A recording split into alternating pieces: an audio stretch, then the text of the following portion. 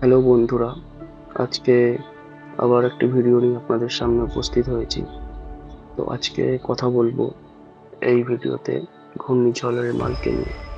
রেমাল কি অবস্থায় রয়েছে, তার গতি প্রকৃতি কিরকম রয়েছে সেটি আপাতত আপনাদের জানিয়ে দিই যে রেমাল কিন্তু নিজের গতিপথ পরিবর্তন করে আমাদের ওয়েস্ট বেঙ্গল এবং বাংলাদেশের উপরে আছড়ে পড়তে চলেছে। ঠিক আছে, তো আমরা এই ভিডিওটা দেখে নেব যে হচ্ছে কি অবস্থায় আছে, কোথায় রয়েছে। আমরা যদি 23 তারিখ থেকে এটিকে ট্র্যাক করি তবে দেখতে পাচ্ছি 23 তারিখের আগে যদি যাই মোটামুটি ভাবে। হ্যাঁ, তবে আপনাদের সঙ্গে এই সময় একটা আপডেট দিয়ে দিই যে এখানে আপনারা দেখতে পাচ্ছেন হিমালয়ের পাশাপাশি কিন্তু এই কোচি, কানপুরের সাইডে দেখুন একটি ঘূর্ণিঝড়, আরেকটি ঘূর্ণিঝড় ডানা পাচ্ছে।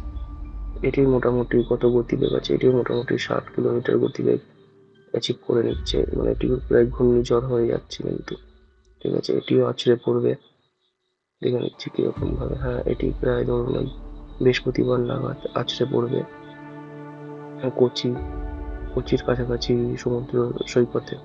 তো এরপরে আমরা চলে আসবো ঘূর্ণিঝড় রেমাল সম্পর্কে। এখানে দেখতে পাচ্ছেন আপনারা যে 22 তারিখ নাগাদ কিন্তু এখানে ঘূর্ণিঝড়টি বঙ্গোপসাগরের মাঝামাঝি অঞ্চলে চলে আসছে।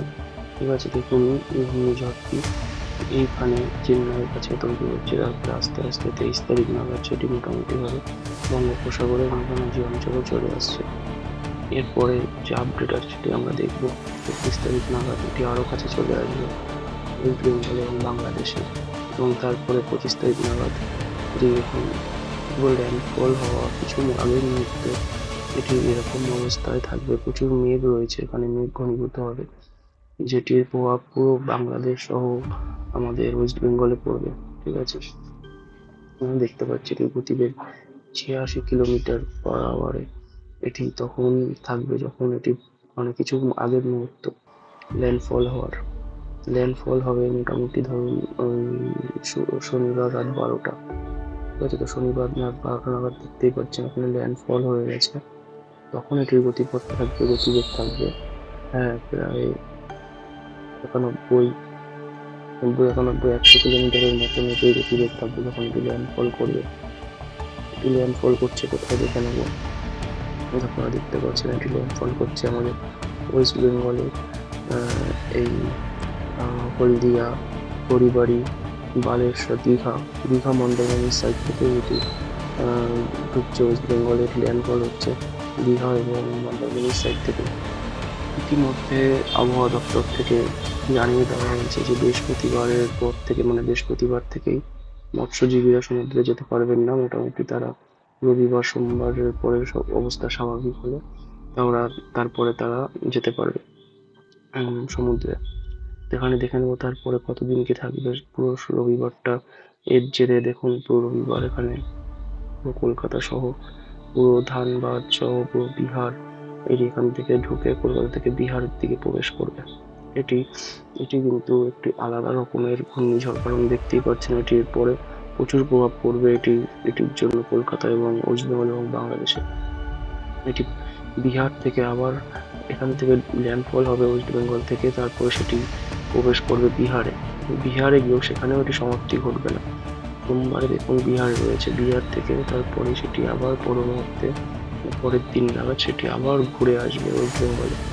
ঠিক আছে, তো সেই ক্ষেত্রে প্রচুর ভারী বৃষ্টি এবং দুর্যোগের সম্মুখীন হবেন ওয়েস্ট বেঙ্গল এবং বাংলাদেশের বাসিন্দারা। তো দেখতে পাচ্ছেন মোটামুটি বৃহস্পতিবারও পুরুলিয়া, মালদা, ঠিক আছে, বাংলাদেশের কিছু অংশ, ওয়েস্ট বেঙ্গলের কিছু অংশে এটির প্রভাব তখনও থাকবে। এবং তারপরেও দেখতে পাচ্ছেন এটি মানে প্রভাব বিস্তার এখনো পর্যন্ত বৃহস্পতিবার চলে যাবে 29 তারিখ, তবুও তখন পর্যন্ত এটি এখানে কোনো মানে ঘূর্ণিঝড়টি থেকেই যাবে, মানে কোনো তার নিষ্ক্রাত তখনও তো এখান থেকে পাবে না। মোটামুটি বৃহস্পতিবারের পরে আপডেট আমাদের কাছে নেই, বৃহস্পতিবারের পরে আপডেট আসলে আবার জানা যাবে যে কবে এটি উপর থেকে পুরোপুরিভাবে মুক্তি পাবে। ঠিক আছে, আপনাকে দেখিয়ে দিই যে কেন এখানে মৎস্যজীবীদের যেতে বারণ করা হচ্ছে বৃহস্পতিবারের পর থেকে।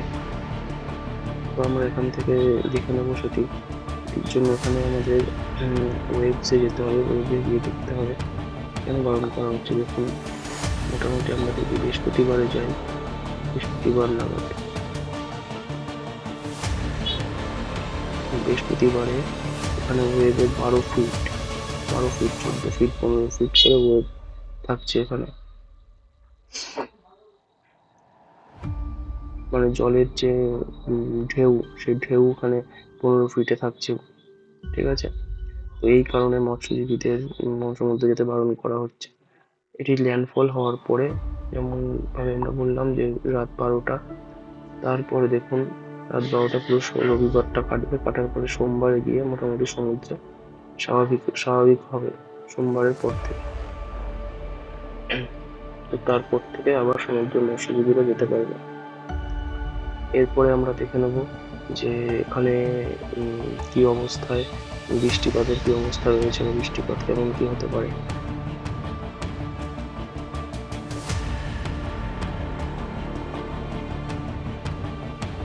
এখন বৃষ্টিপাত তো কলকাতায় আশা করি এখন থেকে দেখা যাচ্ছে অল্প কিছু পরিমাণ।